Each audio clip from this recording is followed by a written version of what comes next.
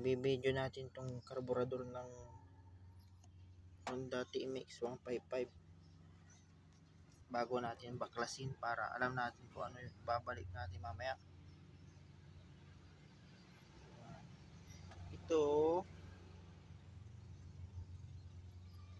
yung starter niya, yung kurente niya na kakabit dito. Tinatanggal ko na kanina, buti na alala ko na i-video para alam ko kung paano balik. Tapos ito, tatanggalin natin ito. Yan. Tapos, ganyan yung itsura niya. Yan. Ito, mukhang malapit na ito palitan ha. Malutong na siya oh.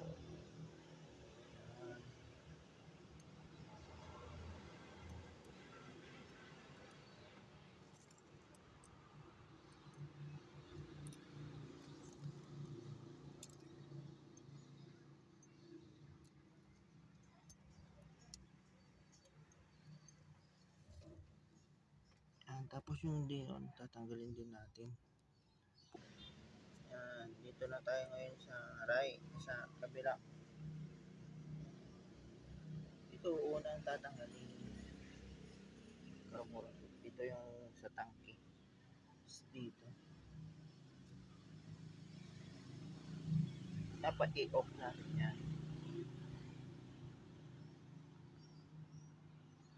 Off sa gitna.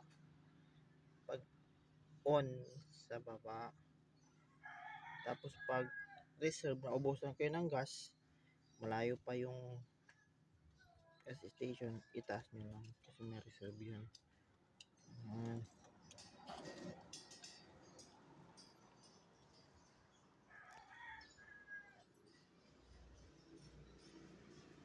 Yan, ito na yung karburador na nilinisan natin yan.